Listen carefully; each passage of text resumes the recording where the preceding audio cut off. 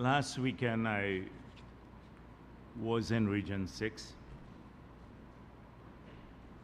and we had two very important engagements there. One as General Secretary of the party, and then as Vice President. So I met the business community in New Amsterdam, but businessmen from right across Region 6. And I laid out the vision of the government in the short and how we intend to pursue that vision in the short term and in the long term.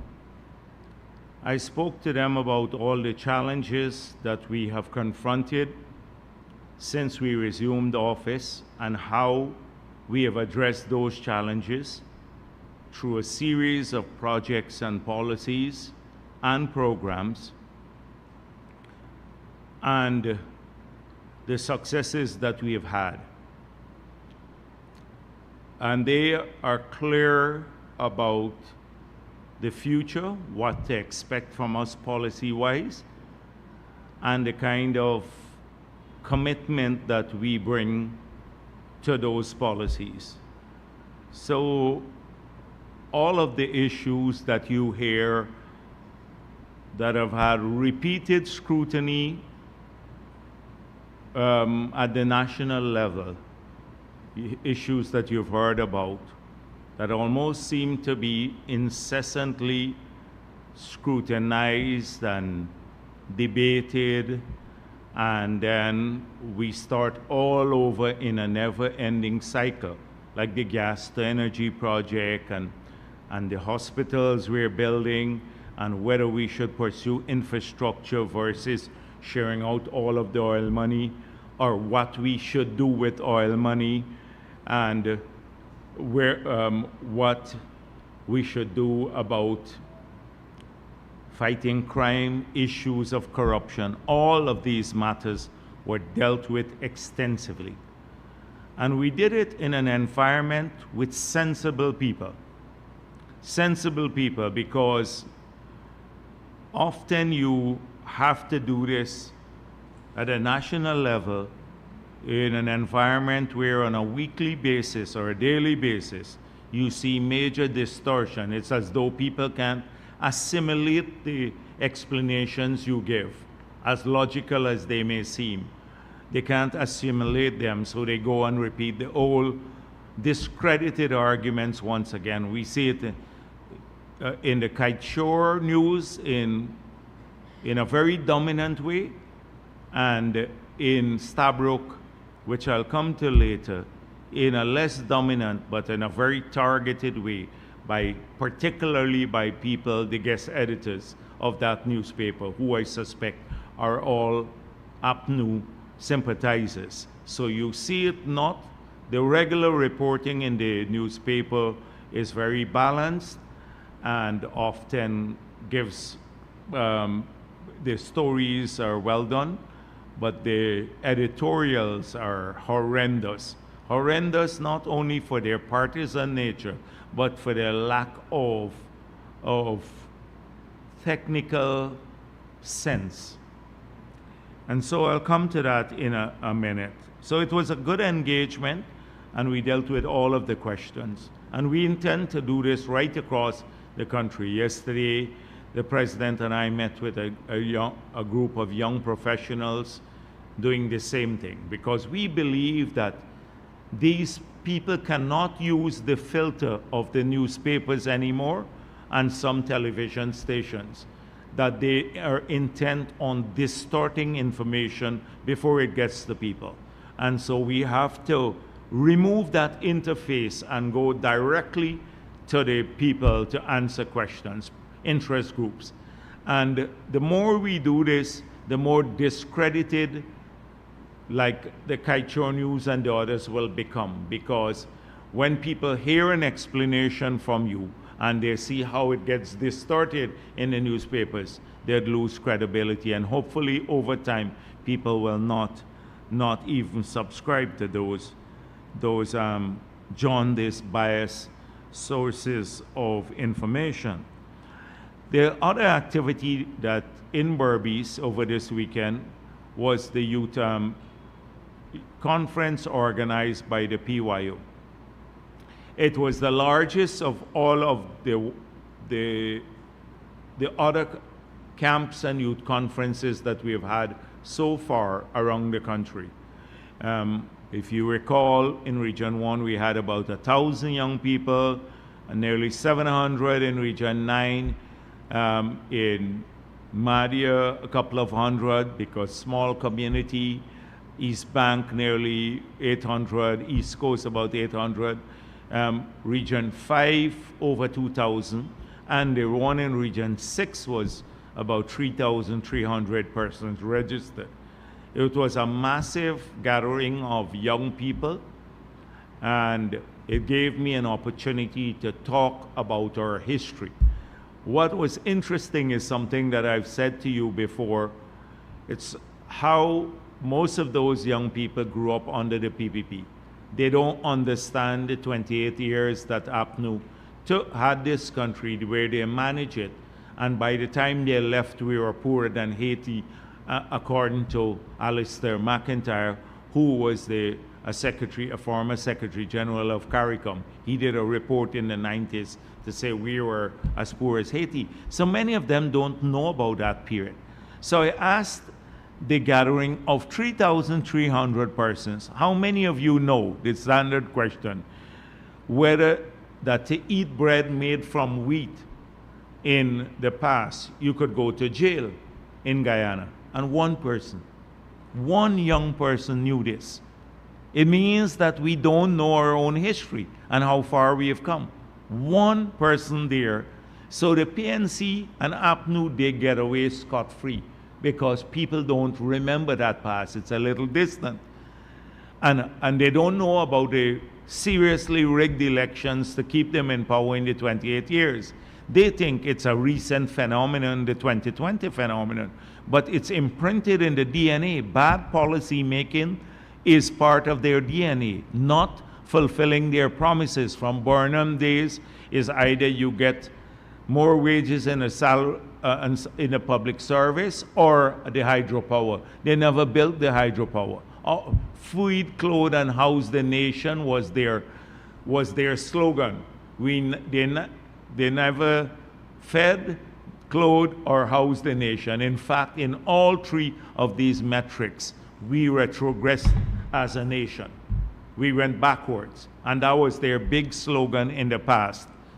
And so the people, they get away with murder now because people don't know of that historic period because they never lived in it. A lot of young people grew up under the PPP, so they think what we have today was always there. It wasn't there. It was a bleak environment in Guyana when we took over. Nothing, practically zero. And guess who were central figures? Jordan was in the Ministry of Finance at that time. Norton was in the Ministry of Foreign Affairs in that time. The same historic figures are from the past are still today making comments. You know, it's not like they've even changed the guard from that period, from the bad old days. So it was interesting, and I think, and that's what I'm saying to people, the young people particularly, we're not going to go heavily ideological in bringing people to us, young people. We want them to come to us with a sense of our history, all of it, our political and economic history, the struggles that we have had as a country to gain independence and now to get where we are today. I want them to understand the history of the PPP from their own reading, not from what they are told about the PPP. And you will see that the PPP has always stood on the side of freedom and bringing people together across race and religion throughout our history, even in the darkest days and the worst times when we were in opposition. And then I want to bring to the young people this sense of what we stand for. We stand for sustainability, and we stand for ambition, pushing people to accomplish their dreams. We don't preach to our young people they're victims. We say to them, you can change the world, you can change Guyana. And we want to empower them to do so, giving them leadership positions in the process, as you have seen with us in the past, from the very early days in the cabinet, my own experience, 20s in the cabinet, 30 in my 30s, president, etc., President Ali. So that is what we're bringing to young people, preparing them for the future. And I think that resonates with them. That's why we're seeing so many young people. We had over 800 young people from New Amsterdam at the PYU activity. This is an APNU stronghold. If you look at the diversity of the young people at the youth conferences, you would see young kids of every race and people of every religion, kids. And that's what the future of this party looks like. That's the future of this party. As we said before, no other party has come close to replicating what we are doing. And I see people contrasting the image. Like, as I said before, last week again, and I can't repeat this enough. You look at the gathering, the few people in a tiny room that AFC had in New York, and you see it's a couple of their personal friends in that room.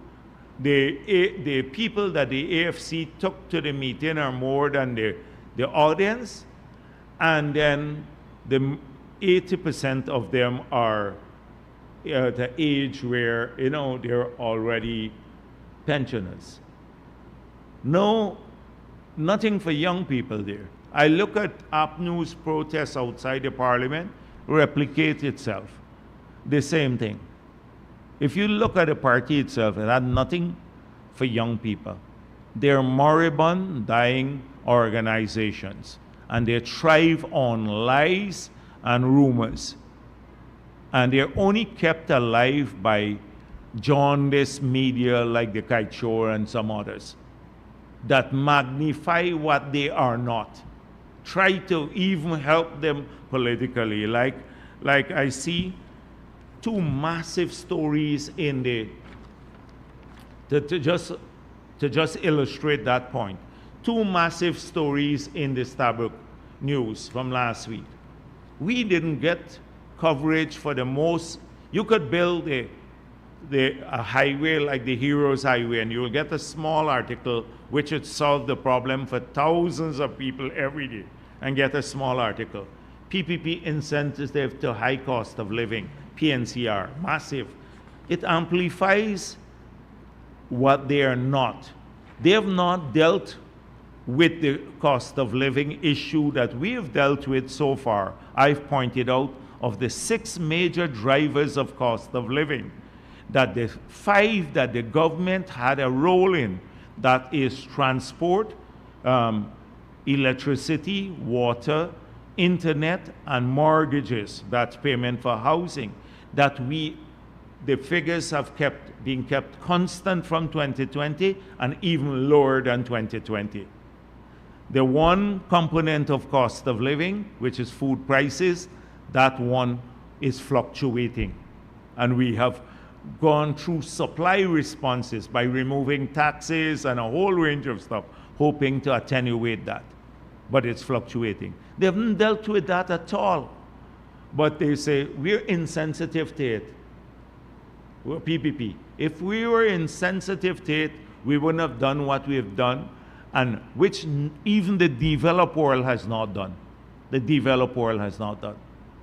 And they would never done that because they don't have imagination, apart from just the capability to tackle these complex tasks. They don't have imagination, as Jordan has demonstrated over and over again when he tried to put the VAT on education and healthcare and water and electricity and hinterland travel and all of that. So they have no imagination. So they got a great, that's why I'm saying, they're moribund, the AFC and APNU.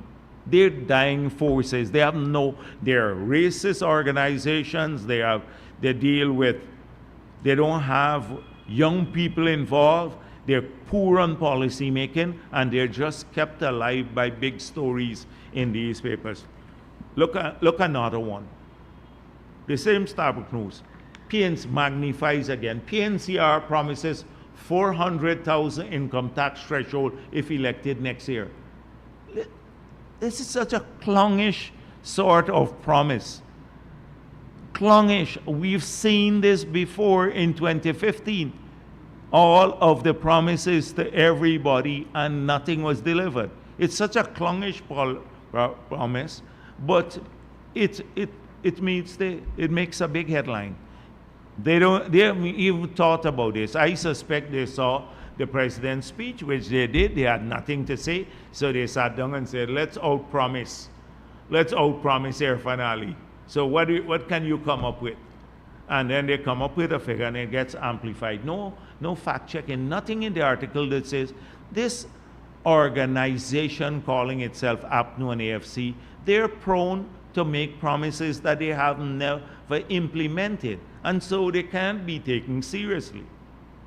But they're kept alive by these reports. So, coming back to what we're building here, apart from everything else that's happening in the country, we're building the party of the future. A party that is diverse in its composition, ethnically, religiously diverse, gender diversity in our party and leadership, a party for the future, a party that focuses on serious planning and has a long-term vision, a party that has values, which is bringing people together to fight for freedom. That means not rigging elections, but fight for people to have fair choices. That's what we're working on in the PPP. And last weekend, we're moving closer to that goal because we believe 3,500 young people from that region alone got a little bit of an understanding, more directly from us, not through the rumors, etc., about what we stand for in very practical terms.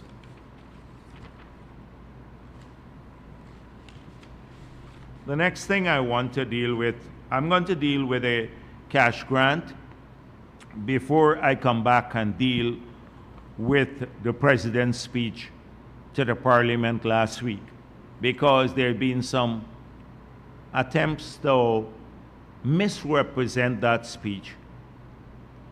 And we need to, I don't think most people actually have read the articles, and sometimes I just give wing to some of these stupid things by mentioning them. But I do think that we need, as a party, to tackle some of these issues. So, for those of you who are not familiar with the PPP's manifesto, which we presented to the nation in 2020, saying, should we win the elections, we will do the following things. And I just printed out the part to deal with oil and gas. And if you have an opportunity to read that section, and you will see that we've remained faithful to all of the things that we've promised in this document. So I'm not going to go through the long list of measures here, because you can do that for yourself, and you will see that through the reforms we have made, that we have complied with all of these measures. This is the list of measures that we said. And remember, we did this from opposition, and we were very, very specific. We didn't say, if we get into office, we'll do a study. If, as the others are saying, we'll do a study. They signed their PSA 2016 PSA. APNU, AFC signed the PSA, and they're saying, you know, we're thinking about reviewing the PSA. So if we get into office again, we will hire some people to review the PSA. They can't do it now. They sign it. We'll review it in the future. We didn't sign the PSA, but in opposition, we listed 1, 2, 3, 4, 5, 6, 7, 8, 9, 10, 11, 12, 13, 14, 15 things that we will do in very specific terms in our manifesto. And we have done them. We've done them to improve the framework for proper management of the resources, accountability and transparency, and getting benefits to our people. We've done it. So this just tells you about the nature of the political parties. Now, we did this in opposition. We didn't have state power, but we could have come up with specifics. But in the part where we talk about the use of oil money, we again define where the resources will go. And so what we said, support for job creation. How did we pursue this? Today, we're co-investing with investors as part of the budget to create jobs in many areas. We rebuilt the call center in Linden. We built 2 in the Essequibo, in Berbice, in Essequibo, in different parts of the country. We're investing in the shell, and we're getting people to operate these call centers to create jobs in these areas. That is, we said, support for job creation. Because under APNU, tens of thousands of people had lost jobs. In Blackbush Polder, we built the factory shell. We got a company to start buying the goods from the farmers, the produce, and processing. That's one method. 2, we invested in the road, a road to the intermediate savannas. We built out the road, and we did some investments in some of the I think it was for a silo there. We set aside money. As a result of this, we have tens of thousands of acres now starting to go under cultivation for corn and soya, more job creation there. We took from the oil money of some of the resources, and we did 15,000 part-time jobs, so that those 15,000 Guyanese now are getting $40,000 per month for 10 days work.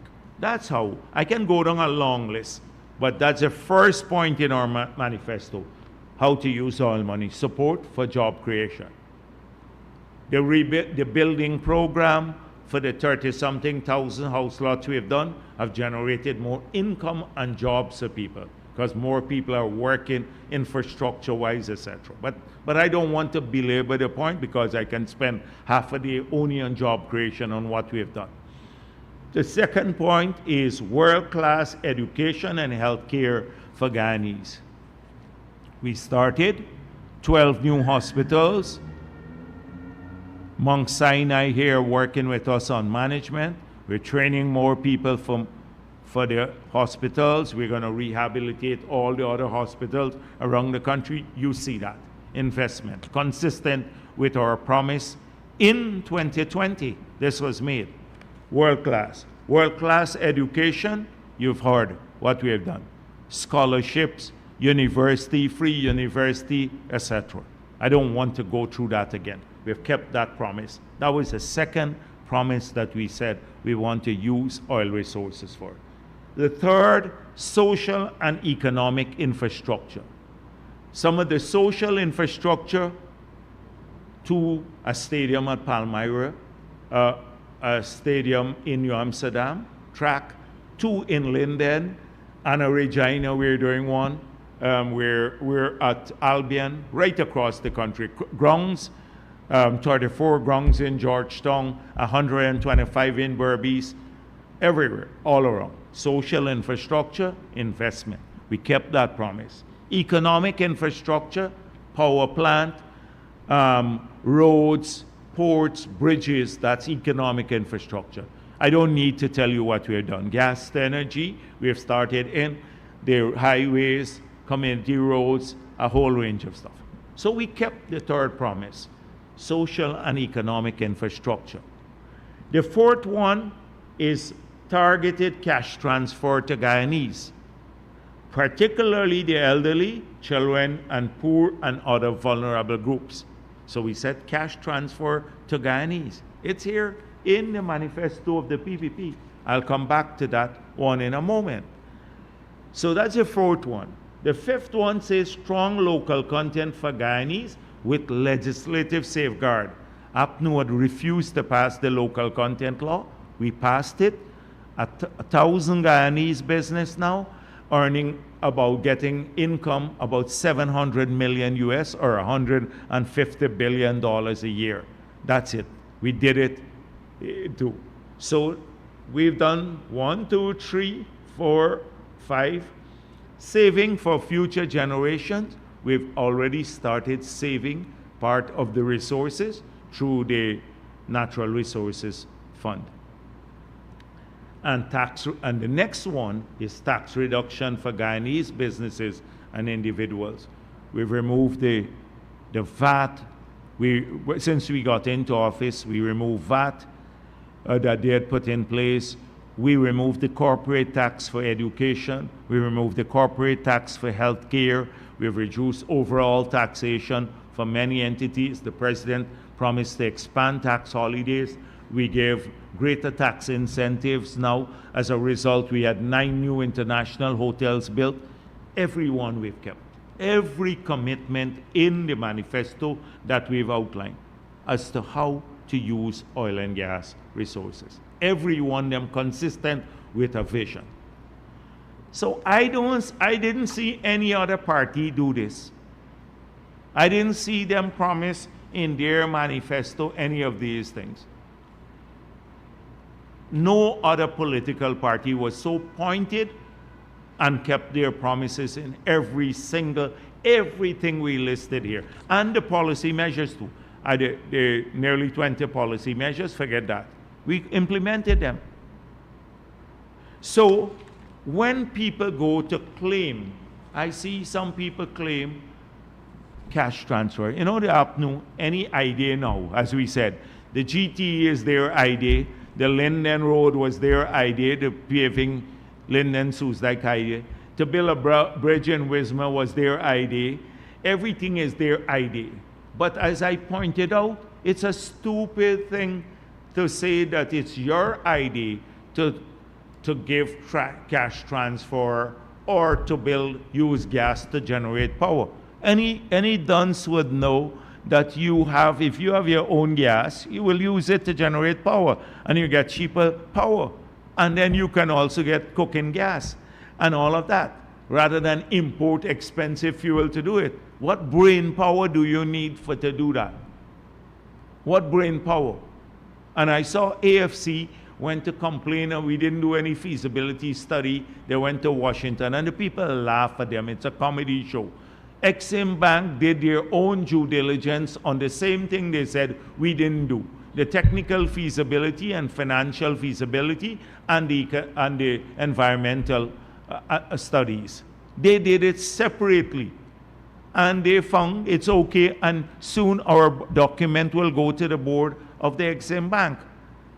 So you to go to complain to the US government when they did their own consultants came and did this study and found that all of these things are okay on the project. So that's the clown show that AFC had in Washington. People laugh at them for this sort of thing. So everything is their idea. So they said, oh, now cash transfer is their idea. Since when that is a unique thing? It's in our manifesto from 2020, you see it here, to Guyanese, and particularly some groups. We started off with the particular groups by our children, giving them more money first. We started off with the elderly, those with disabled. And now we're having cash transfer to a larger group of Guyanese. So it's not Clive Thomas. Clive Thomas has been a failure in everything he's done. Clive Thomas come up with $1 million. Anybody could call a figure without even looking at the economics of it. I can say tomorrow, 10 billion you got to give to every Guyanese. And it sounds good. Clive Thomas ran two things that I'm telling you, apart from writing papers at the university. Globe Trust, and that institution failed, went into bankruptcy. He was heading that, the board. And Gaisuko, they put him to head Gaisuko under APNU, and 7,000 people got sent home. Those are the two things that I'll judge you on, whether you can do things, not to write pieces of paper and make wild promises. Can you actually manage things? And so he had said something in the past. So I hope that Jason sent me this stuff.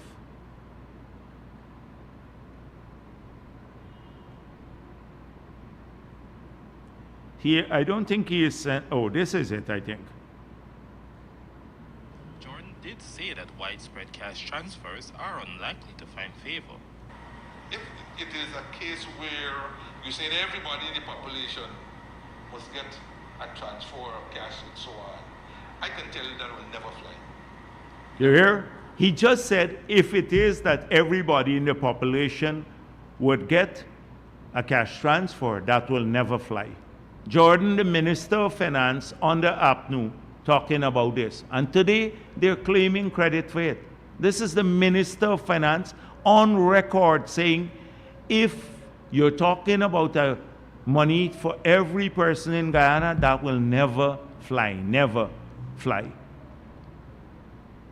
So that's their position. Today, they're claiming credit for it. So let me tell you now, let me come back to the cash transfer. Having said all of this, so first of all, it's part of the PPP manifesto. Two, their track record is that in spite of all this gaffe now claiming that they want cash transfer and they want billions to go to people, the Minister of Finance said, if you're talking about cash to every person in Guyana, it will never fly. So we established what their position was. So President Ali made the announcement, and on Thursday last, 200,000 for every household in Guyana. By Friday morning and Friday afternoon, I did an interview with some reporters. And if I said to them after the interview that we're reconsidering this, but do not say anything as yet. And I told them specific. That's Friday afternoon. And the person who interviewed me can confirm this, because I said, please don't say anything. This was Friday afternoon. Because from Thursday, when the announcement was made, to Friday morning, we were bombarded with calls. So already, people from families were calling us to say, we will, if you give the one person in the family, we will never benefit from anything. These are within families. A woman called me and said her husband works in the bush. Well, you know what I mean, in the interior. He came out at the census. His name is there as the head of the household. When he was here in the census, he gone back. He never gives her a cent.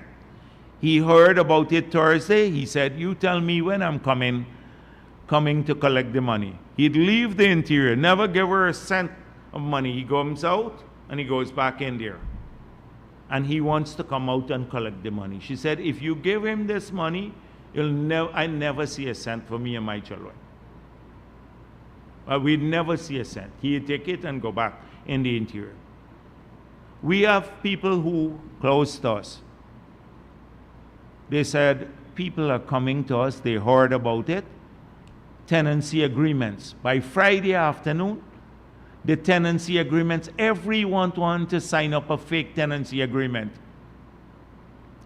Because then you present your tenancy agreement. After we would have used, say, electricity bill, etc., the primary household, fake tenancy agreement. We would have ended up with 500, maybe 600,000 households, the secondary one. Then we saw people starting going to GPL. They want new meters and all kinds of things. So for their own room, all kinds. Before Friday, we realized that you couldn't count on the goodwill of people anymore. That the exercise, because we want every person, every family to benefit, real family. But we would have ended up with controversy and a never-ending issue to prove in a house how many persons were, how many households you had. And this was Friday morning. And by Friday afternoon when I did that interview. So we told Finance Friday to start re-looking at the issue. I saw Jordan on Sunday. No doubt somebody from Finance told him we're reconsidering it. So Sunday he said, oh, I suggest that you go to 100,000 now, as though it's an original idea. The same man who said it will never fly, you heard him, will never fly under the afternoon, never get it. I suspect somebody told him that. The government is reconsidering it to change it now. He claims credit for it. APNU is saying, it's our great idea. They are the idea now, you know. I don't give a damn about APNU and their idea. For us, it's as the president said, we want this to be fair. We want to ensure that it's done transparently. We want to have an easy way of verifying people, because now you have to prove who is the head of the household. Not just whether there is a household, but who is the head of the household. So that is the conflict now. So even when you have proven that there is a household, people say, he's not the head of the household. I am. I just supply more money than him. I just put in more money in the house. It was creating problems even in the family themselves. The way, and the president was gracious enough to accept and to agree to change the system. And now it may mean even a bit more money paid out, because we may have more than 600,000 individuals. We're aiming for about 300,000 households. So we're at $200,000 each. That would have been 60 billion. But we may have more than 600,000 people. So it may mean a bit more money, but it will be an infinitely fairer system. And it avoids us, the government puts us in this unenviable position where we now have to prove who is the head of the household. And just imagine that will be never ending, and leave a lot of people dissatisfied. If every adult gets it now, we know who our adults are. We can prove who are adults, and we can prove that they're Guyanese. And those are the two criteria, Guyanese and adult. Those are simple things to prove because we have documents to prove that, and then we can pay people the money. So you can avoid duplication and all of that. Some people claim, it's fairer too, because if you have larger households, they'll get more. But I know maybe single parents, they may be affected a bit in the adverse way, but this was never intended as just for support for single parents. It was cash to help households. So it's a fairer system. And we listen to people, we look at the method we were using. First, we were going to use electricity bills and then look at the secondary households, but it will be a total nightmare. Total nightmare. It will end up in a lot of corruption and controversy if we try to determine households. Because even people who agreed that they were the head of the household in the census now change that. They're changing that. So I see them trying to take credit for this now. APNU is taking credit for something they said that will never happen under them. And Jordan is the worst one. He actually said, he was speaking as Minister of Finance for them, said it will never fly. Never fly. And made it look like it's alien to what we promised. It's here in our manifesto. We said it. It's consistent. But what you will find with us, it's not one or the other. We said all 6 areas will get attention. And we're focusing on long-term versus short-term benefits. And that's holistic. And we are tackling I'm going to deal with some of this. Oh, the Dutch disease. The Dutch disease is something different. It's a change in relative prices. It's when you have the exchange rate appreciating so that it kills the non-oil sectors. We don't have an appreciating exchange rate, and they said we're suffering from the Dutch disease. The manifestation of the Dutch disease is an appreciating exchange rate. The exchange rate is between 216 and 220 something. It's still where it was before. If it fallen to 190 now, then you start worrying that you're facing the Dutch disease because the relative prices have changed. And that's where you have an influx of foreign currency. Now, the economy, where we spoke about the possibility of overheating because of the massive growth. But then even the IMF acknowledged, although they warned about overheating generally, they acknowledge that our inflation rate from 2021 last year is half of what it was in 2021 in the COVID period. So an overheating economy is manifested in high inflation rates.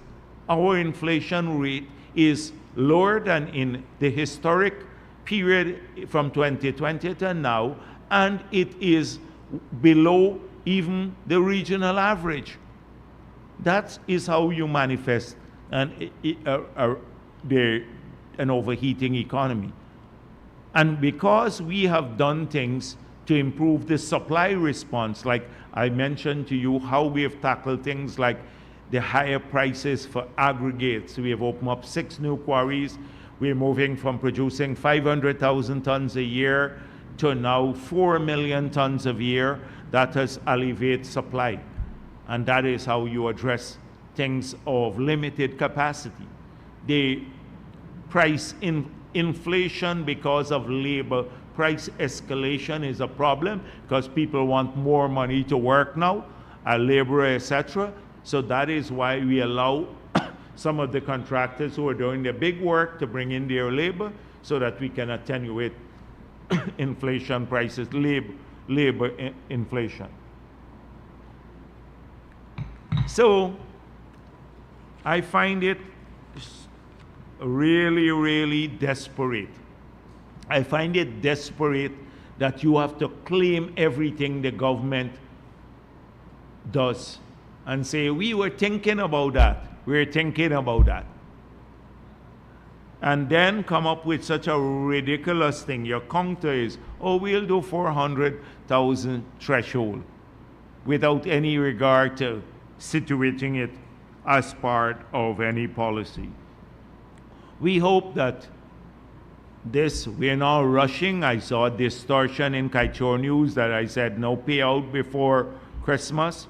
So what we said is that we will try to complete this exercise in 5 months. That's what we said. We'll try to complete the exercise in 5 months.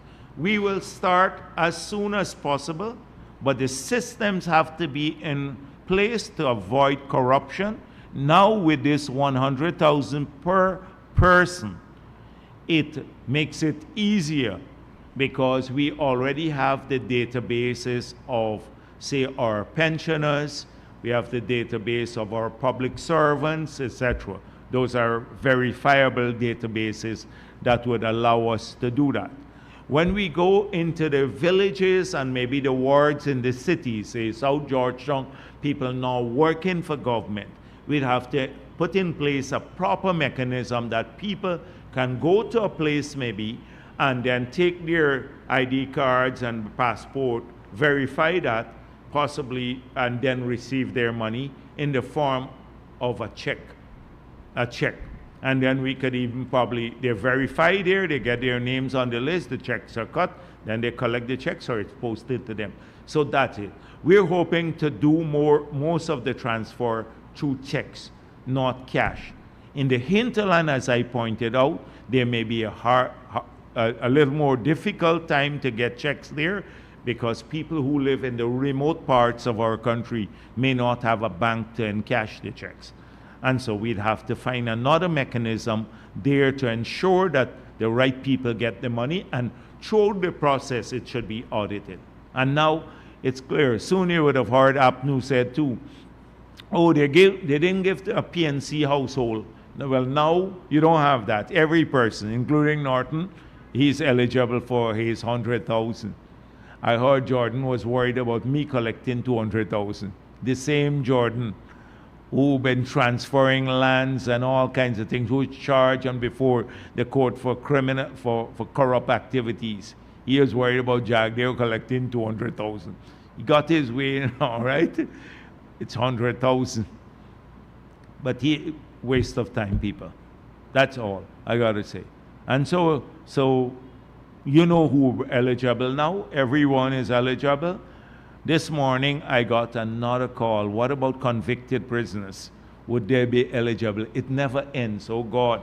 You see, when you start doing these things, like my phone has been just going non-stop, people coming to my gate at my home, etc. Every permutation of what could go wrong comes up.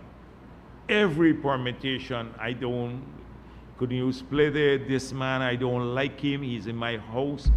All kinds of things happening now. All right. No. You get a chance to ask questions. So please don't interrupt my press conference, critic. All right. Yeah. So I will deal with that at the end. So I'm not finished as yet. So that was just before I came here. Now we have to think. We got to figure out, if you got to come on your own to collect this cash, how would a convicted person come out and collect his cash? Because you have to appear in person. You can't send your relative to collect this money now. So we didn't give it a thought as yet. We have to now think about whether convicted criminals are eligible. And that will be another debate in the newspapers. Guess what? Half of the people would be for it and another half against it. And then we get caught in the middle too. So all sorts of things that happen. So we want systems in place, proper systems. This will happen periodically in the future. It's not going to be a recurrent thing every year like they're saying. It's dependent on affordability, because we don't want to become like some other countries that distribute money only and then they collapse. Years later, nothing happens. Anyhow, I don't want to go down that route, because then I can show you how flawed their positions were. But then it doesn't matter. Everything is flawed about what they have proposed. So I might as well not go down that route. We're thinking about this. This is really, it's a sustainable thing for us. We can do this periodically, give our people some money, we can give them, and still do the infrastructure. Better housing, better roads, better hospitals for our people, balancing the interests. You don't have to do one at the expense of the other. Our people can benefit, and also we can do that. That's what we're about, balance and in a sustainable way. You remember they said, don't build no road, etc. Let's share out the money alone. But then they were against sharing out money at all in the past when they were in government, as you just heard from Jordan. So that's important. This brings me to this editorial. As I said before, these editorials that are written, you never know, because who writes them in the Starbuck News? It's just like the peeping toms of the Kaichor News. So I believe they're cowards, people like this. I said it before, they're cowards. They would never put their name to an editorial. So you can't get to expose how stupid they are, and even worse, how stupid they sung the ideas they put here.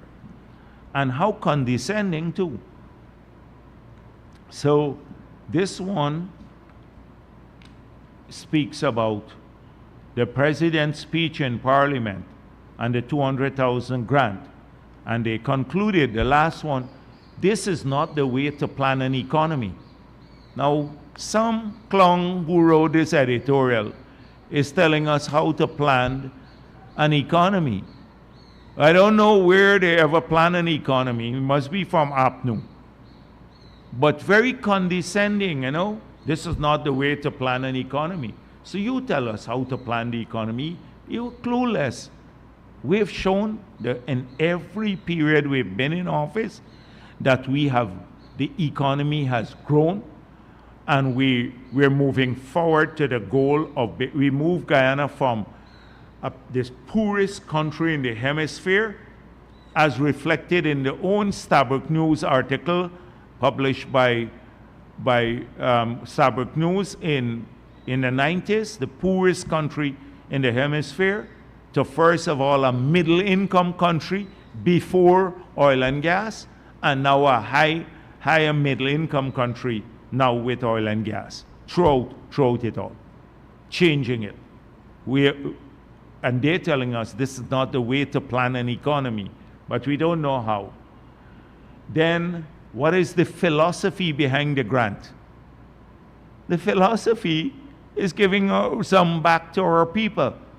We got to outline a philosophy, one, and then, the grant can't be enough to tackle the horrendous cost of living burdened. Based on their 90 weeks article in the newspapers, 90 weeks they have been a cost of living series running, and not one of the 90 weeks they said what the government has done in the 5 areas that drive cost of living. Not one of the 90 weeks. You can run an article or articles 90 weeks in a row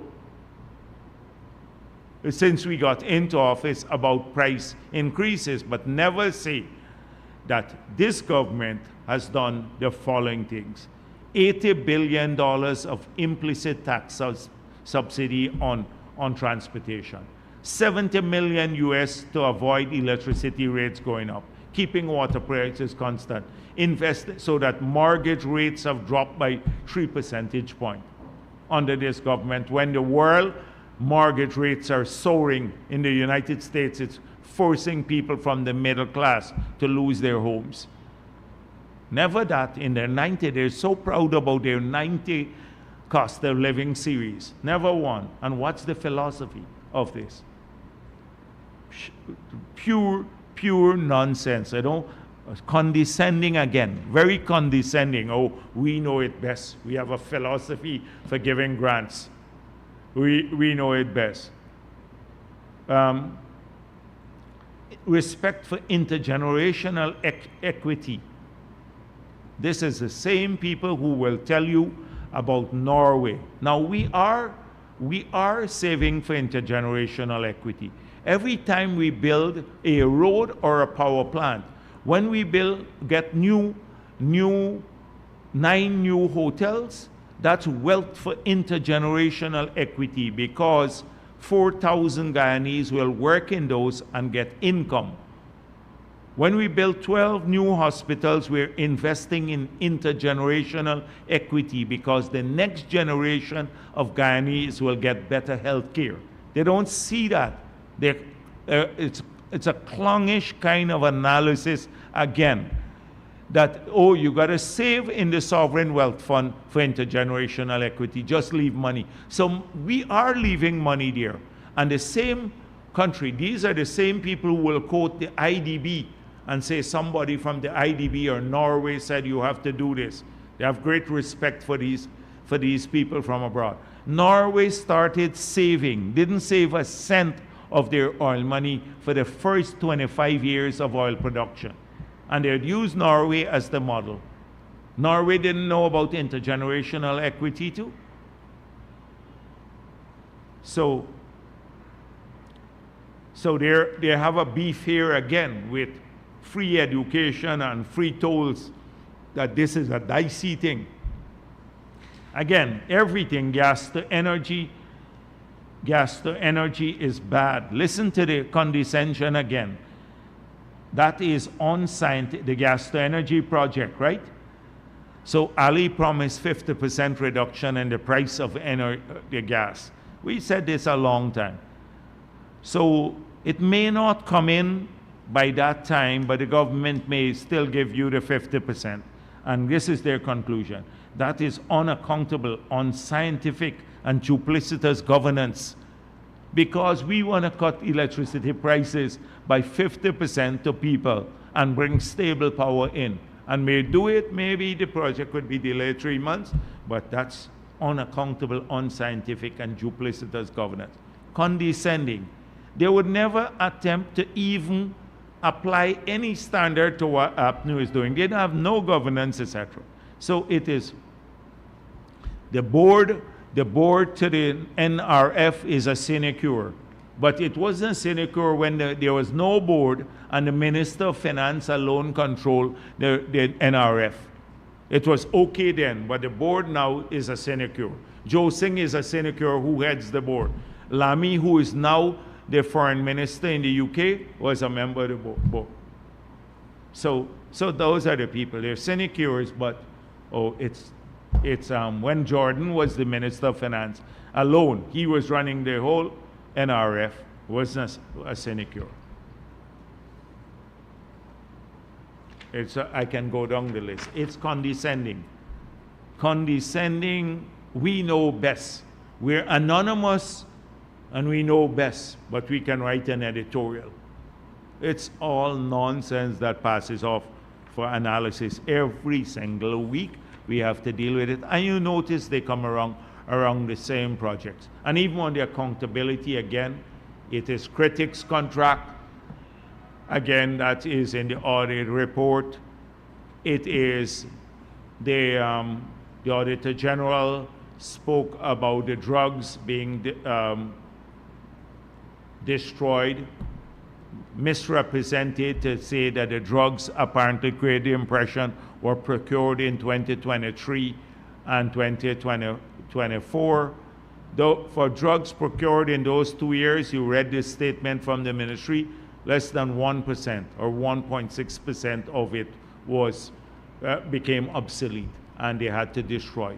There are a lot of the drugs that they're talking about, the medical supplies and medication and supplies that they're destroying were pre-2019, and we had to destroy already 20 billion when we got into office. Many of those are pre-2019 and when you were procured for the COVID, but we came out of COVID, so we have to destroy them now. They expired. A lot of those things. We responded to them too. The ministries have been responding. It's the same old thing. They didn't focus on the Auditor General positives, that no overpayment for the last 2 years was done. After you had billions of dollars of overpayment. 600 million missing from the Durban Power project. No publication of the awards as is required by law on the NPTAB website. None of those things. And then the audacity of saying, we did not replace these pumps as yet. So they made it look like, the Auditor General put it in the report, that the government did not, these pumps were undersized. And then you saw what happened. The response from the ministry, These were pumps procured by APNU and procured and given to a person who was heading the company, and that was the same person who was Ramjatan's client when they were looking at their specialty hospital. He was with another company. Imagine Ramjatan's former client got the contract for these pumps. They supplied them, they supply pumps, not water pumps, pumps for like fire station. And then we now get the heat because they're not replaced as yet. We've been in discussion with the company. But they didn't deal with the crux of the matter, that who procured these pumps, that is Ramjatan, the PNC government and AFC, and it was given to Ramjatan's former client. Millions of US dollars. So even now we have to answer that. In the year 2024, we have to now go and account for what happened in 2019, 2018 under the PNC, their procurement. And it's in the audit report. And it made it look like, oh, it was the PPP who procured these pumps. So these are, it never ends. They did not talk about, notice, nobody will speak about the 1,000 small businesses that were never there on APNU, under APNU. Of every race, you see the images, who in the course of the last 2 weeks in Region 6 and 4 got contracts worth about close to maybe 20, no, it would be more about $15 billion. Small contractors, nearly 1,000 of them that were never in existence under APNU because they didn't care too much about that. These were incubated under the PPP and people given an opportunity through a fair system because we work on rates. Now, we work on rates, they have a toehold now into their future. And it takes more time because it's easier to give one big man the contract and then monitor him. If you have to monitor 1,000 small people, it's infinitely harder than to get 4 persons the contract, 4 big contractors, and get them done. But that defeats the purpose of what we're trying to do, to help small people of every race to grow in the contracting core. So we have a deeper contracting core in the future. That nobody mentions that. It passed unnoticed. Starbrook will never give a page to that. But they will take one contract and hold their write-up about it. But the 1,000 companies that were not there on the APNU, 1,000 actually, in only 2 regions. We're doing this tomorrow for Region 5. And then Region 10 has to be done too, because early in the year we did some Region 10, all of the regions. And we said we're trying to go with contractors from their own region. So people from their own region. So in Sophia, here in Georgetown, 1.4 billion was awarded in block and B-Field alone recently. And we sought to have contractors from Georgetown, etc., different parts of the country. Nobody talks about that. APNU would have never done it. In fact, when the contractors get this, young black contractors get this, they try to run them down. You remember how they tried to run down the Bamia school that the hits and jams people got. Well, the school is finished now. It's finished now. But if we had bothered with them, that group would have never gotten a contract. But then if they didn't get the contract too, they claim discrimination. When they got the contract, they run them down. Say, oh, they're linked to the PPP, as though people who are linked to PPP should not get anything. And not that they are linked to the PPP or they got the contract because they're linked to the PPP. But so what if people are PPP? They don't have a right to get contracts too. So we're not going to go on the defensive here because we have a proud attempt to expand that they would have never done. And not a word about that. But you can put a whole page in the newspaper about the Auditor General report that we are now replacing the pumps. And when the pumps were bought under APNU, and you didn't even deal with it when the response comes in. That's not fair. Every day we have to deal with this. Through the unsubstantiated reporting or the outright lies. Every single day.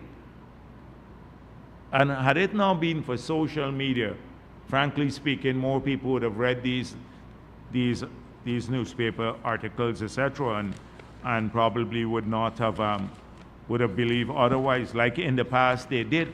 In the pre-2015 period, more and more people were reading the newspapers at that time, so they actually believe a lot of the lies that were told. I don't want to go through the long list of improvements in the audit report. There's a long list of improvements since they highlight the few things that you had problems with. There's a long list of improvement. But it will take a lot of my time if I had to go through all of these here today. These are, maybe I should just end here. So thank you. Dr. Jagdeo, good day. Cordell Jones from Livewire News. There's been a lot of public consternation over large bank deposits being made by a senior police officer, with reports that another senior officer justified this in an affidavit. Is the government concerned about these developments? So let me make it clear that there is no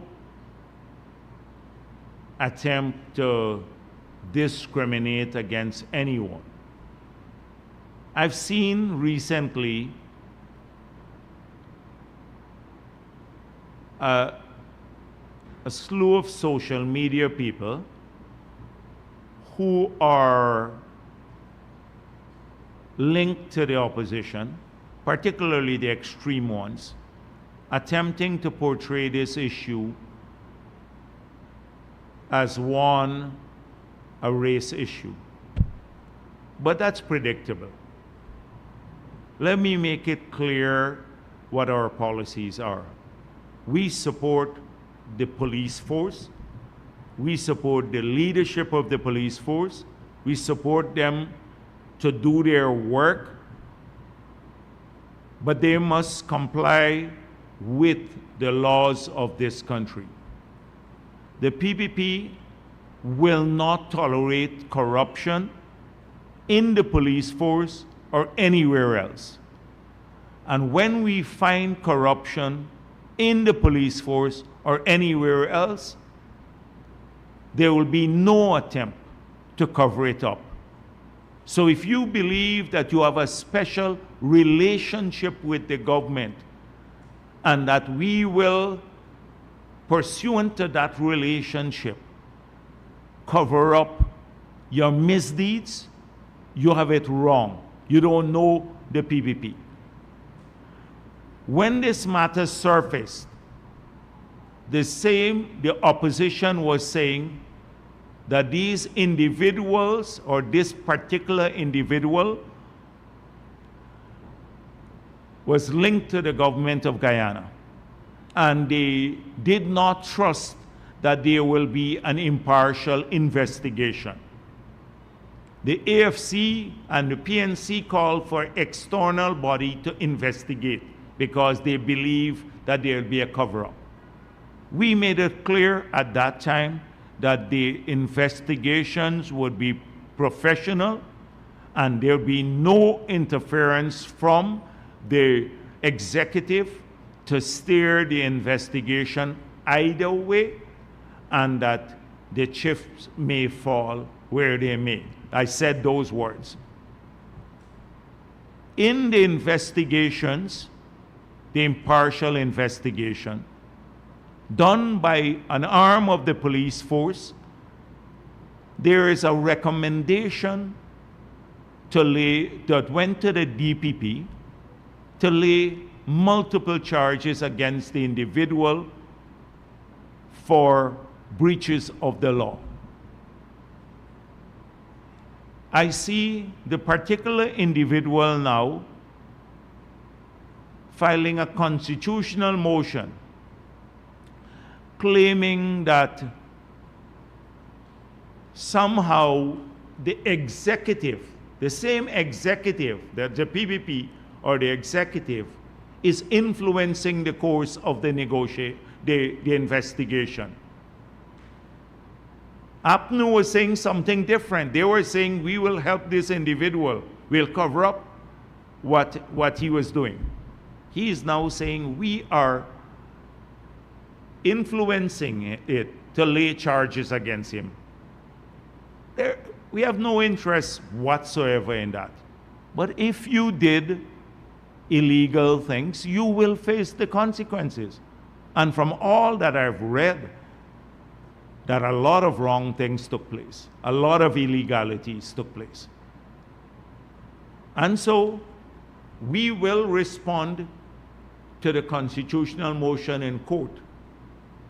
And since some charges were made, trust me, our affidavit to respond to those charges may not be beneficial to the particular individual, because we will go into great details about what our findings were in the procurement system. And so when he was heading the administration of the police force. So further, I don't want to say anything on the matter. And let me also make it clear here today that this government never sanctioned a policy where private individuals and businessmen could pay for the birthdays and weddings of policemen or other public officials. In fact, we think it's reprehensible. It's reprehensible. So that's all I'm going to say for today, for now, because these are legal matters and they're before the court. Former AFC executive member and Minister of Business Dominic Gaskin has criticized the AFC, PNC, APNU for their refusal to accept the outcome of the March 2nd, 2020 elections. He also stated that this, among other factors, would lead to their defeat in 2025. Do you share this view? Yes. So I think he is clear, and he has greater credibility because he was one of the few persons from that side in the 5 months who actually spoke about that the figures or the position that they took was untenable.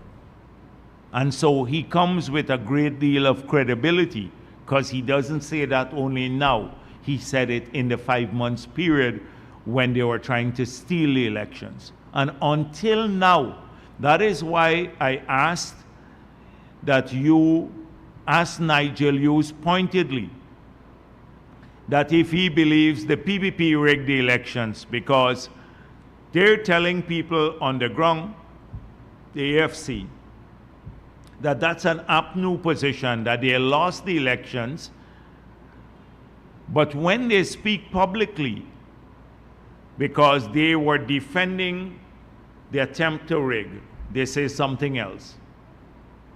So people know how unethical. They lack integrity.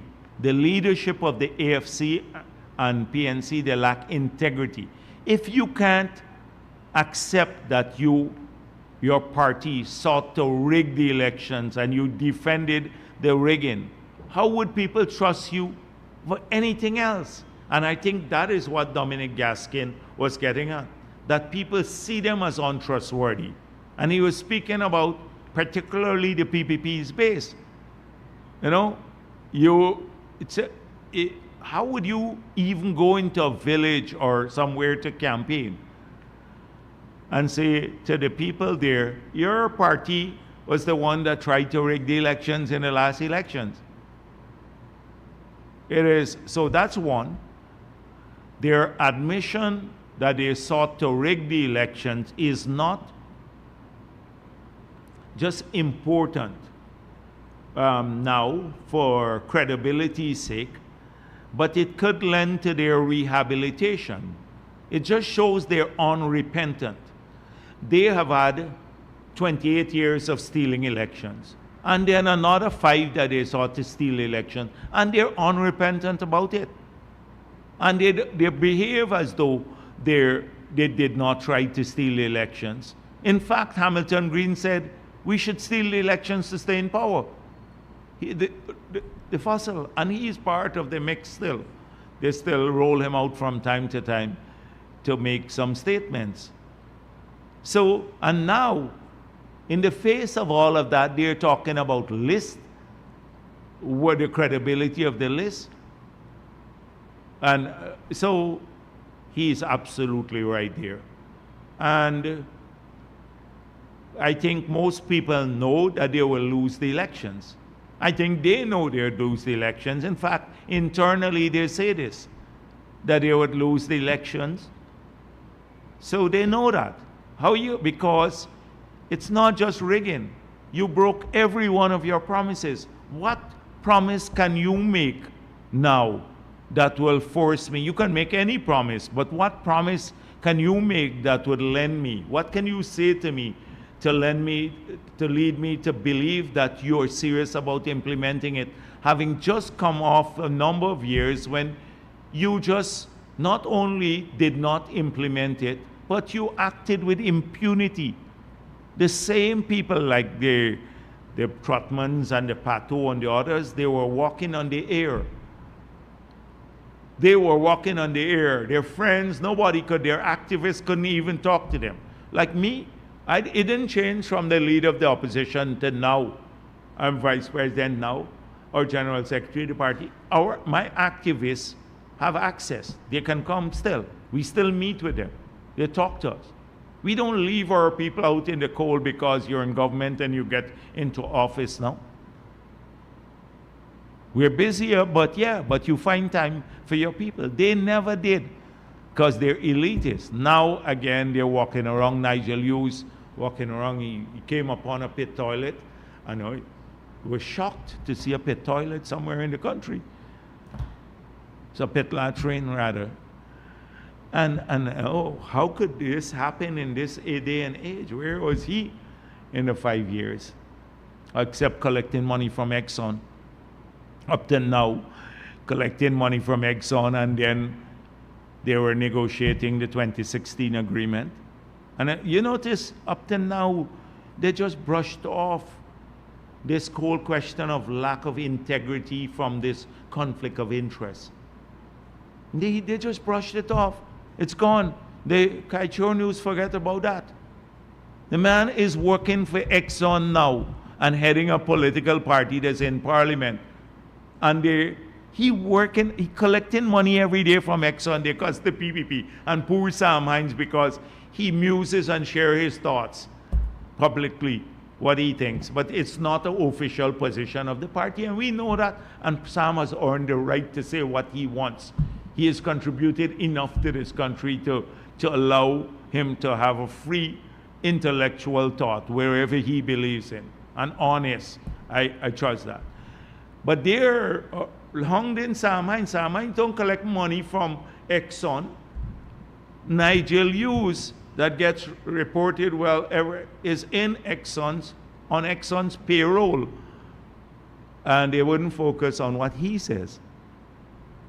That is the duplicity. So Dominic Gaskin is right. I saw the newspaper article. I didn't see the program, but I saw the newspaper article. And, people, as I said, he can speak with integrity because he took that position even when they were in office. And it would have been a difficult thing to do, too, because his father-in-law was President Granger. So it would have been a difficult thing for him to do, too. But he took a principled stand. And that's why he can criticize the PPP with some credibility. And I wouldn't even bother because but a Patu can't do it. A hustler Patu, sticky finger Patu can't criticize us. He has no integrity. Dr. Jagdeo, Mikhail Rodriguez, Daybreak News. Your government has gone above and beyond. Its action is unprecedented as it relates to the development and even cash handouts, grants, and what you've been doing, all with the intention of bringing a better living standard to most Guyanese. Today is International Day for the Eradication of Poverty. Has your government seen the fact that with all that has been done, there's still a great number of Guyanese who have a mentality that is one of poverty? It seems that the cash handout and the housing and the direct injection to the people has not changed their mindset much. Does the government see an importance in changing a program of moral decorum, and even our public transportation system is one of a poor country? Does the government see the need to change certain things to really bring around and take our country to a real developed stage in terms of the people's mentality? Yeah. So poverty and how have we fared? If you look from the Ramprakash study that was done for CMAP in the 1990s, you will see that at that time, 90%, 87% of the population was living below the poverty line. So today, we're a far cry from those days. But let's just look at 2020. You had 60,000 people who are not working, who are working today. If you're working and you're poor, imagine when you had no income whatsoever. So the lives of a lot of those people have changed. 60,000 of them more are working. That is major impact on poverty. Poverty is about, and then to get out of poverty. So the transfer of wealth, I don't want to go into it comprehensively because I can talk about it at length. So that's just one metric. More people are working, less people are poor. In the public sector, we have $90 billion more per year going into the pockets of the public servants from 2020 to now. 90 billion more per year. That's the increase. So they have greater disposable income. The 60,000 people who are working now have employment and they have their own income. Maybe another, maybe about 100 to 150 billion a year they earn. So those are two groups of people. On housing, so those are to deal with disposable income. But what about asset base of people to get out of poverty? So the key things to get out of poverty would be a better education. We're now equipping people. 50,000 are studying or just completed study, paid for by the government to get a better skill, to get a better paying job, a degree or something. So we are giving people better education to come out of poverty. Secondly, on housing, 33,000 house lots since we got into office. You know it costs us $5 million to do a house lot, put in all the services. Many of those people are getting the house lot for $200,000, $800,000, $1 million. Transfer, that's a subsidy immediately for a plot of land that costs $5 million to develop and possibly maybe another $3 million if you were to sell it. That's 33,000 people who have some wealth now. They start getting, people start owning more cars, their own cars, they're owning a plot of land, they're getting a core home, they're getting a better education. That's how in the long run you tackle poverty. In the United States of America, they have 30 million people living in poverty. They have millions who live on the street More than our entire population, people who don't have a house, they live on the street. I just looking at a figure recently in the debates. Nearly 400,000 children are trafficked into sex slavery in the U.S. Children. 400,000, that's half of our population. And this is the wealthiest country in the world, the biggest economy in the world.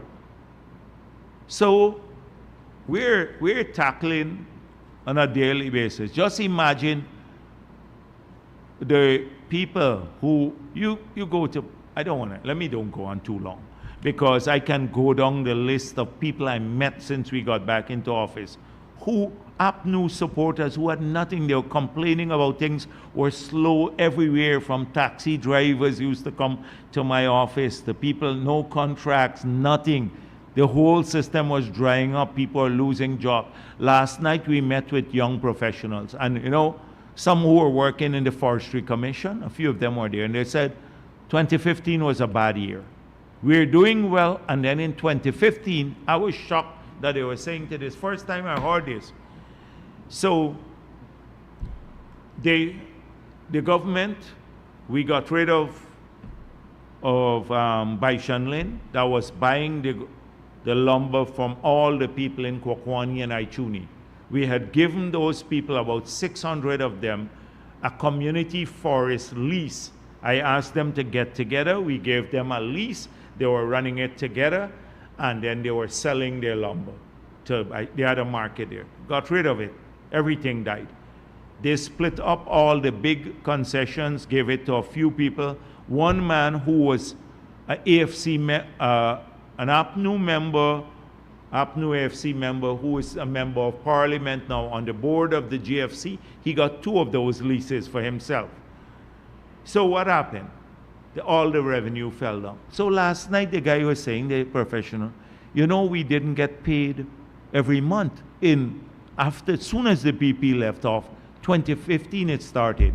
We were paid in alphabetical order. So I said, what do you mean by this? He said that some months they start from the top, and then the next month they started from the bottom. I was shocked. I didn't even know that. This was professional. You had about 4 of them from GFC.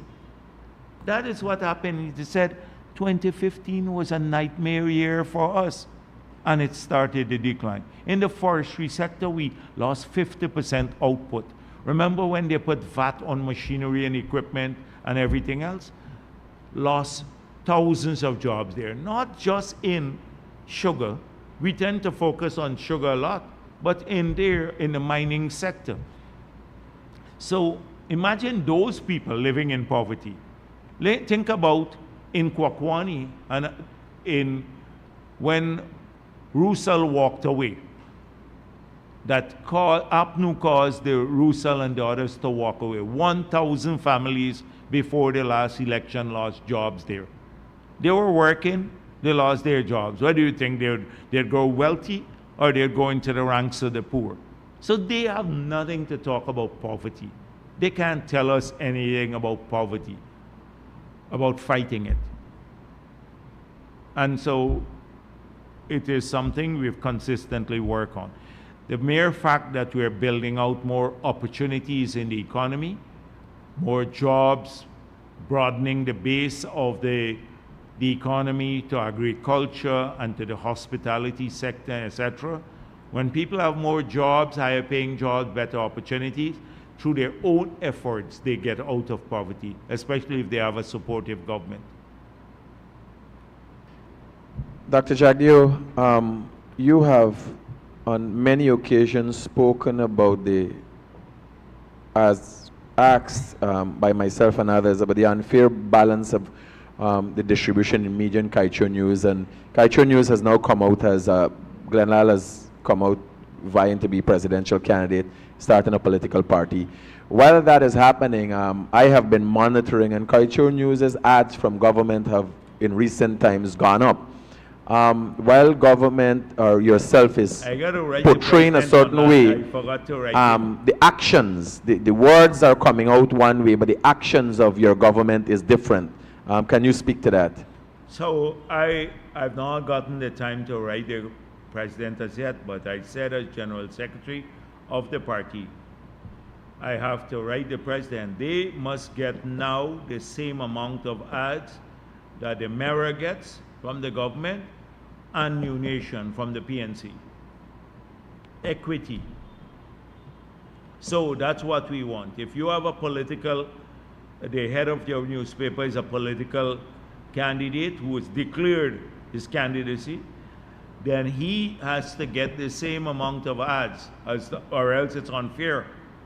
The government is funding the lies and the political party, which is Kaichor News. So I gotta get the same thing, or they gotta increase the mayor's ad.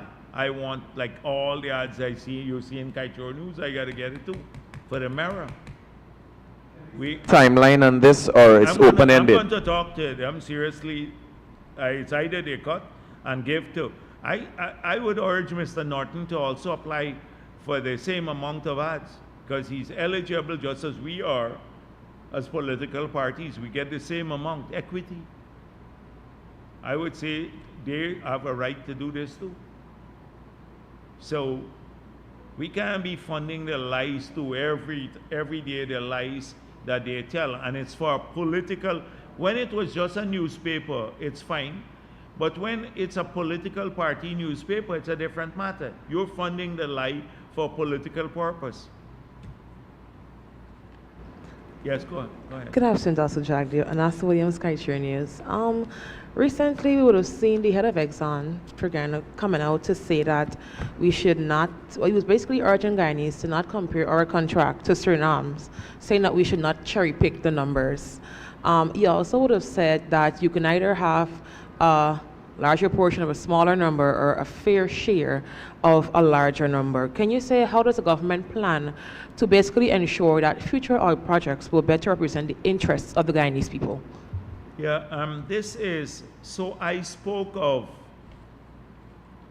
earlier this week, I also met with Minister Ramdin from Suriname, the foreign minister, and he brought a number of people from Statsoli and from the government who deal with this sector. So we talked extensively about the coordination of our efforts, collaboration in this sector, and we committed to share more information on the oil and gas industry among ourselves. So the gentleman who was quoted, he was there at the meeting, and he said to me that there are many things I spoke of that this was just plucked out, and it's not in the context of what I meant. So the gentleman was at the meeting, and I said, don't worry about it. I'm accustomed to the distortions. So from Suriname, who was quoted as saying they had a better contract than ours. There was some gentleman who was quoted. And he was there and he said to me, no, he apologized. And I said, no, I'm accustomed to the distortion. Do not worry about it. We have had to live this. We live this on a daily basis, the distortion. So we have made it clear that future, you asked me about future contracts, and that is precisely why we have the new PSA. And people argue now that our new PSA is too onerous, that it's too tough, that we want too much. So we can commit to that future agreements will never be as lopsided as the 2016 agreement. So in answer to your question, I can commit to that. In fact, we are working towards that. Good afternoon, Renee Sambich with Kaichor News. Good afternoon. Apart from local content, what do you consider as a successful measure that your government has implemented in relation to the oil and gas sector? So a successful measure to get more benefits, right, to the country, because there are lots of other successful measures. I can list a long series of them, like the new laws, the regulatory environment, a whole range of stuff. And so one that I mentioned to you, that outside of the fiscal benefits we get, that is the royalty rate, right, and the share of oil, which comprise our revenue, that to bring greater benefits, not necessarily to the government, but to the people of Guyana from the presence of the oil and gas companies in Guyana. So how do we enhance that benefit? And there are two things that we said we will do in opposition, and that that the first week that we got into office, we started working on. One was the local content law, which you mentioned, that has seen significant benefits coming to our people. And second was the GTE project, the gas to energy project, that when completed, only from this phase will save Guyanese $250 million per year. 250. So if you take the savings alone, it will mean over 10 years we would have paid back from the savings alone the project. Okay, so that's the next big initiative. So the oil and gas, the local content has brought $700 million more of business to our companies, US dollars, and we will save $250 million from the GTE project per year. So you're talking only in those two, when they're operational fully. If we use the same figures, it will grow over time. For example, the procurement benefits will go. But already $1 billion we're talking about potentially of benefits to people outside per year, outside of the money that comes to the government in royalty and profit share. Is there anything else the government is considering? We are looking now, the new law, you know, the decommissioning money. Under the new law, we said we have a part, the money has to be kept in a separate account, and we have to be part of that. Under the PSA, it was kept by the oil and gas companies, the 2016 agreement. This is the first license. The sixth license was the first one where we said, from here now onward, the deductions for decommissioning would have to be in a separate account. We're hoping if they're open to that. I saw the president saying that they may be open to bringing all of the money from the other 5 FPSOs to the decommissioning account. So that would be ideal for us, and it's something that we may want to have discussions on, because I hope he doesn't change what he meant there, what he said there. So I've been looking at that. That's one area that it wouldn't bring immediate benefits to us, but at least we know that we have a say over the money, that it's there for decommissioning. We hope that these companies would also, like the Hess company. The Hess company made a big investment in our forestry sector by buying $750 million worth of carbon. Exxon and CNOOC, they have been atrocious in their support for environmental initiatives locally. So we are hoping that they will step up in that regard too.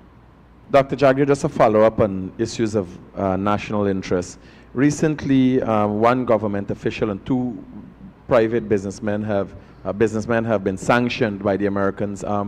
Thereafter, the government official was sent on leave immediately after, and you had said that all government agencies are visiting the relationship with the Mohammeds, and also the government of Guyana requested the information that caused the Americans to bring sanctions against these individuals. Have you received the information, and does the government of Guyana still have business relations with the Mohammeds?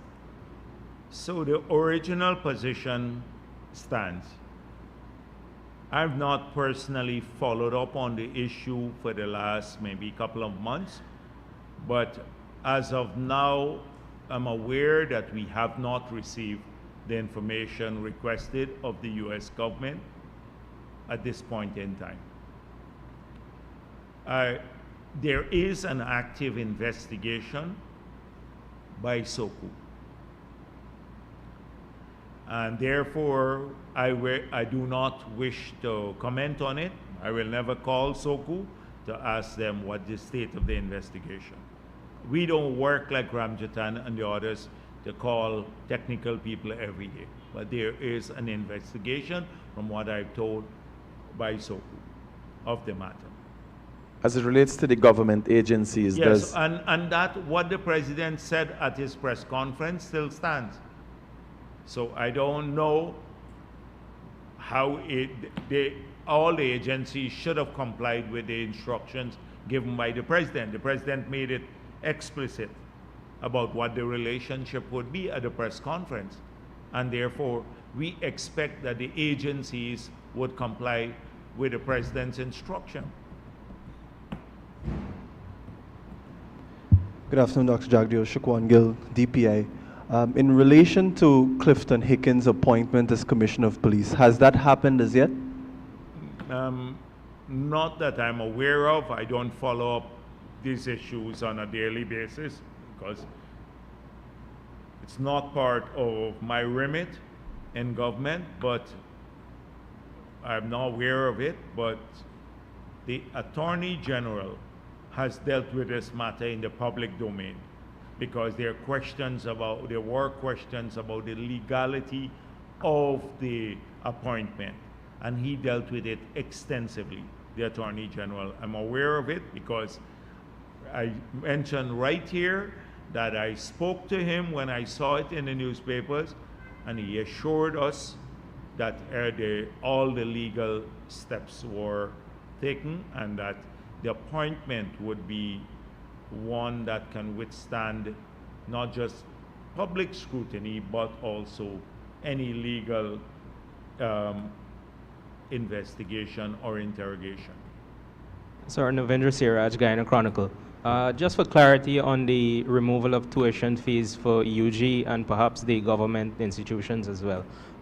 There have been questions whether persons who owe UG but might not necessarily have a payment plan with the bank or the university. Yes, once they owe the University of Guyana, then they're eligible for the write-off too. They don't have to have a loan at the bank or to the student agency.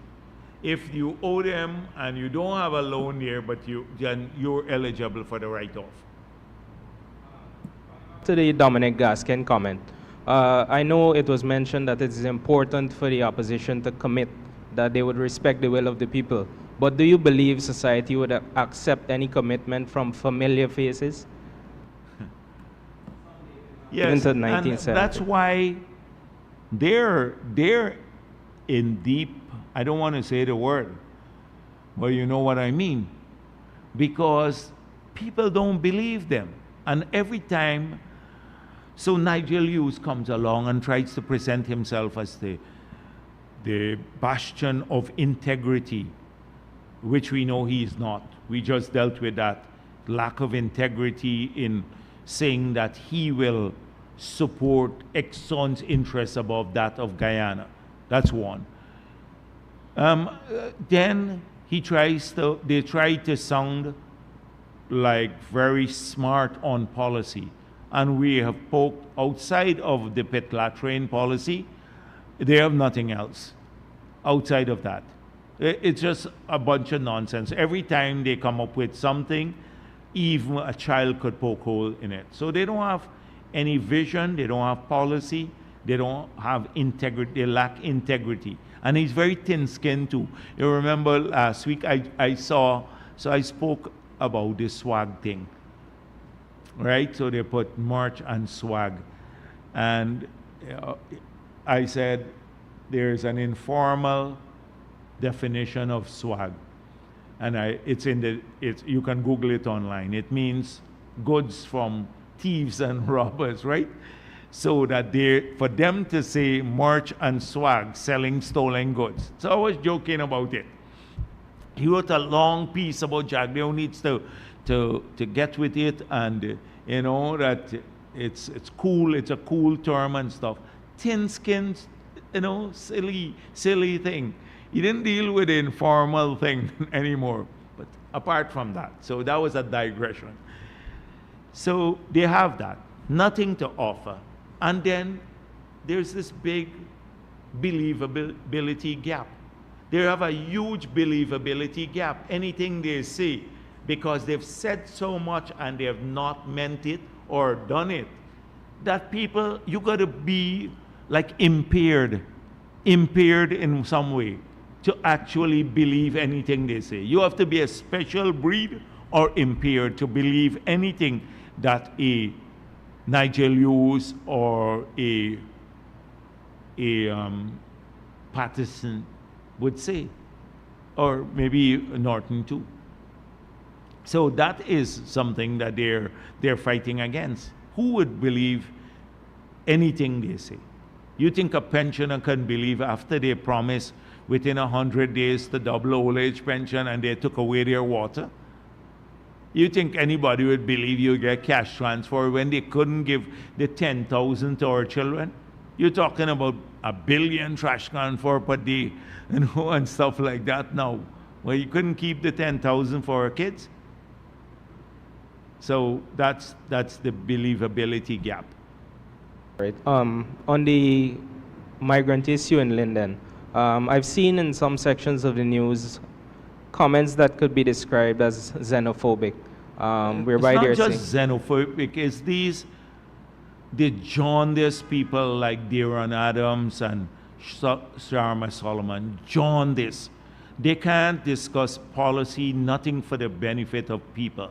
They defend their perks by hanging on to the leadership of these organizations, the town council and the region. These people, when the Prime Minister invited them to look at issues of flooding in the area and working, they didn't show up. But they spread racism. They spread fear all the time. First, it was the PPP is racist. So they pushed the racism line aggressively. Now it's fear of the migrants. They are coming here, kidnapping our children. They're taking our jobs. They're doing all sorts of things. The fear of the migrant is the next one now. So that is how they work.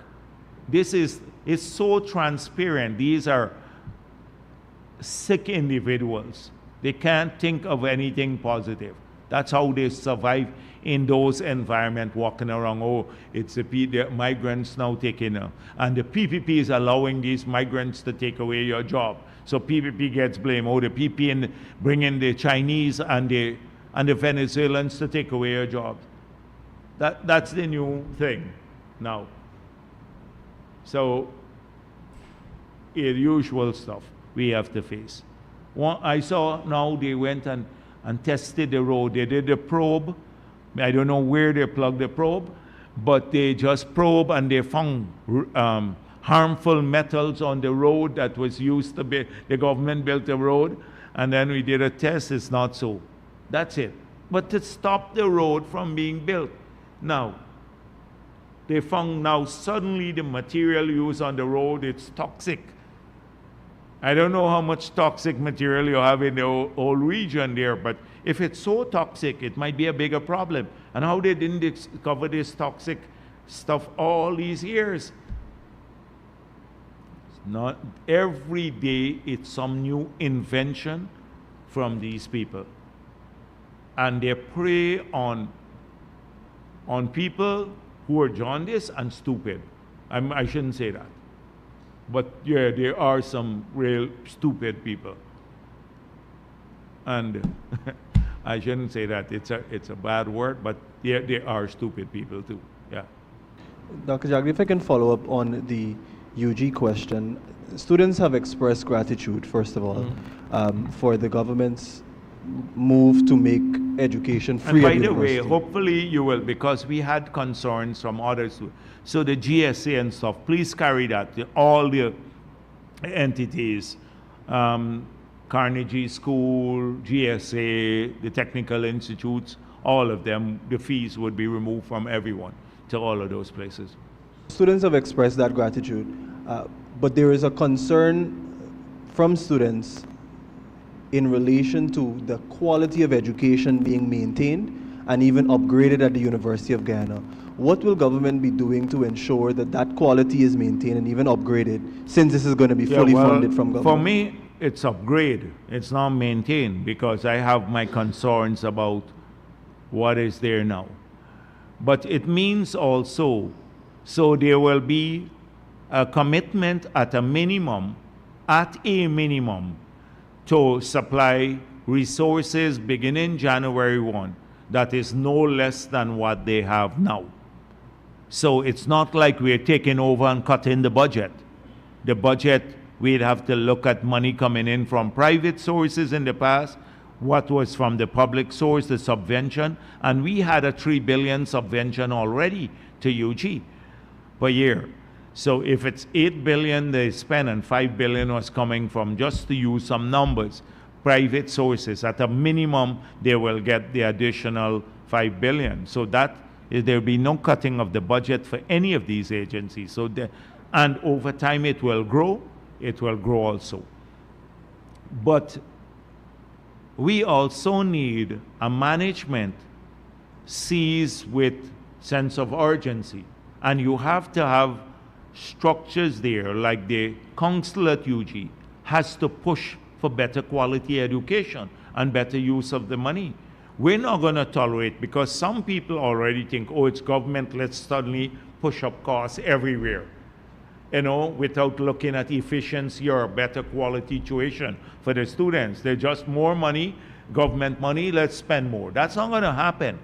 It has to be, we have to get output for it, more efficiency and better quality tuition for the children who go to UG and other places. Not just children, you have elderly who go there too. Well, people who go to these places.